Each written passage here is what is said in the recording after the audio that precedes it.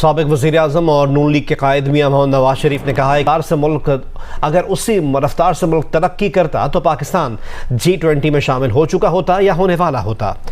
شہباز شریف صاحب جو ہیں بڑی اہم بات یہ کی کہ وہ پاکستان کی جو اکانومی ہے اس کو ریوائیو کریں گے اور 2030 میں وہ G20 میں شامل ہو جائیں گے۔ انہوں نے کہا کہ G20 میں اب ہم شامل ہونے لگے ہیں۔ پاکستان کے وزیر اعظم شہباز شریف نے اپنی سپیچ میں تقریر میں پوائنٹس کو سامنے رکھا ہے۔ پہلا یہ کہ 2030 تک پاکستان G20 کا ممبر بن جائے گا۔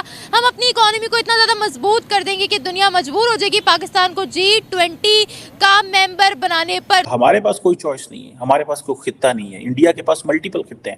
انڈیا آسیان کے ساتھ علیحدہ کاروبار کر رہا ہے، انڈیا افریقہ کے ساتھ علیحدہ اپنا انگیجمنٹ کر رہا ہے، یورپ کے ساتھ، امریکہ کے ساتھ۔ India middle east Europe corridor انہوں نے علیحدہ کر لیا۔ ہم سی پیک کے اندر پھنس گئے ہیں۔ میں تو سمجھتا ہوں کہ پاکستان کی یہ جو بیسک کریکٹرائزیشن ہے نا کہ جو سی پیک کے ساتھ انگیج ہو گئے ہوئے ہیں، یہ بڑی غلط ہے، ممکن ہی نہیں ہے۔ تو ہمیں بھی اپنا فوکس ٹھیک کرنا چاہیے۔ ڈاکٹر جے شنکر بھی ٹھیک کہتے ہیں ایک لحاظ سے کہ جب تک تعلقات ٹھیک نہیں ہوتے، کیونکہ ان کے جو کنسرنز ہیں وہ بالکل بے بنیاد ہیں۔ پاکستان کی بھی دہشت گردی کے حوالے سے بے شمار کنسرنز ہیں۔ تو لیٹس ہوپ کہ ایک وقت آئے گا کہ دونوں ممالک بیٹھیں گے اور جموں اور کشمیر کا تنازع پہلے حل کریں گے، اس کے بعد باقی باتیں خود بخود سیٹل ہو جائیں گی۔ جو فوکس کیا گیا ہے وہ G20 کا ممبر بننے پر کیا گیا ہے کہ کسی طریقے سے ہم G20 میں ایڈ ہو جائیں گے۔ تو بڑھتے ہیں عوام کی جانب، انہیں اس تقریر کے بارے میں بتاتے ہیں کہ جو ٹارگٹ بنایا گیا ہے کیا پاکستان اس کو کبھی اچیو کر پائے گا؟ دس از ویری رانگ، اور ہمیں اس سے باہر نکلنا چاہیے۔ ہمارا یہ تاثر ختم ہونا چاہیے کہ ہم جو ہے وہ صرف اور صرف اسی میں ہے۔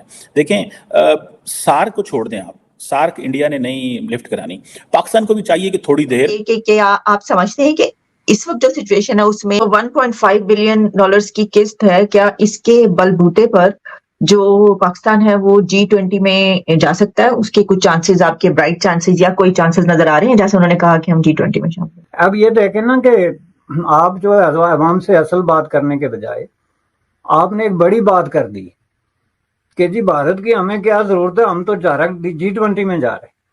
بھائی آپ کی حالت یہ ہے کہ بھارت آپ کو G20 میں ایز اے مبصر انوائٹ نہیں ہونے دیتا کہ جائے کہ آپ یہ دعویٰ کریں اچانک کہ نہیں جی ہمیں تو اس کی کیا ضرورت ہے، ہم تو پورا آگے چھلانگ لگا رہے ہیں، تو یہ چھوٹے موٹے لوگ یا ملک ہمارے لیے کیا میٹر کرتے۔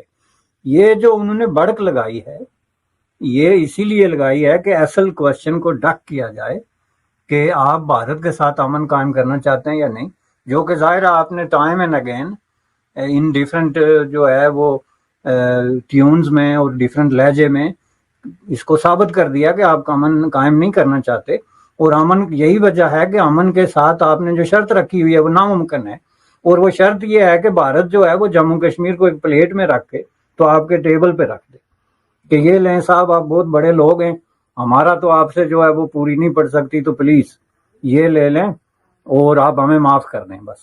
تو ایسے نہیں ہوتا ہے، یہ ریئلٹی سے جو ہے وہ بہت بڑی فرار ہے۔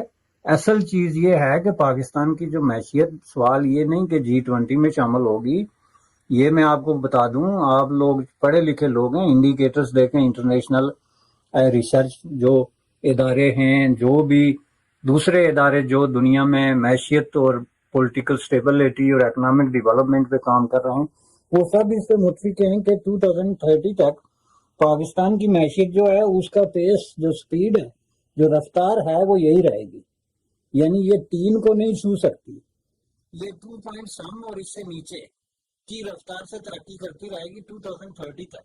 اور پاکستان جیسا ملک ہے، میں آپ کو سمپل اس کا فارمولا بتا دیتا ہوں تاکہ ہمیں بحث کرنے کی ضرورت ہی نہ پڑے، کہ جس میں آپ کی پاپولیشن جو ہے وہ ایک آئی اوپننگ قسم کی سپیڈ کے ساتھ بڑھ رہی ہے، اس میں آپ کا گروتھ ریٹ جو ہے وہ وہی رہے گا گارنٹی کے ساتھ آئندہ 6 سال۔ تو آج سے 6 سال بعد آپ کہاں کھڑے ہوں گے، G20 میں یا بینکرپسی اور تباہی اور بربادی کے جو ہے گڑھے میں؟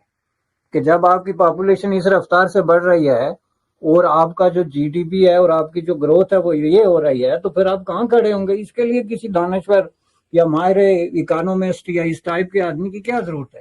سٹیٹس سامنے رکھیں، انڈیکیٹرز خود دکھا رہے ہیں چیخ کے کہ آپ نیچے جا رہے ہیں، 2030 میں पाकिस्तान का मसला ये नहीं होगा कि G20 कहाँ है, वहां तक तो सोच भी नहीं सकता।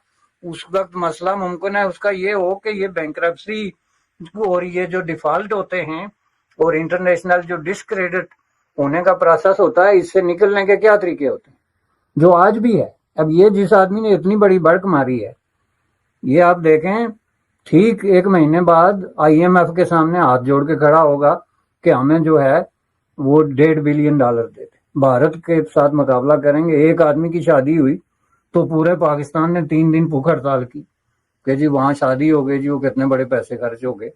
वहां पे इतने पैसे हैं कि एक आदमी ने इतने पैसे खर्च कर दिए कि जितने पैसों के लिए आप बाजमात IMF के सामने हर 3 महीने बाद जाके तो हाथ जोड़ के खड़े होते हैं कि माई बाप खुदा के लिए हमारी कोई आज़ादी, कोई खुद मुख्तारी, कोई इज्जत नफ्स, ये कोई चीज़ नहीं, हमें ये 1.5 बिलियन दे दो। कितनी दौलत है अंबानी के पास।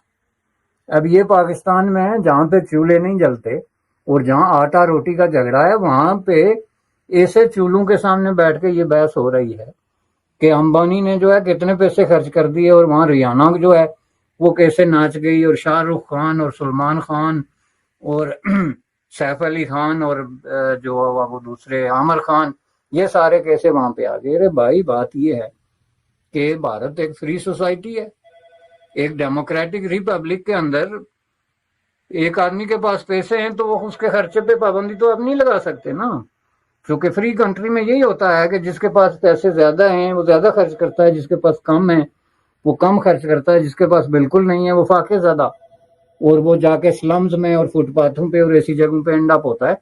तो वो एक सिस्टम की लड़ाई होती है। दूसरी बात है तो पाकिस्तान तो उसका चैंपियन नहीं ना, क्योंकि उसके अपने हालात बहुत बुरे हैं। तो आप दूसरे की दौलत को देख के तो क्यों जल रहे हैं।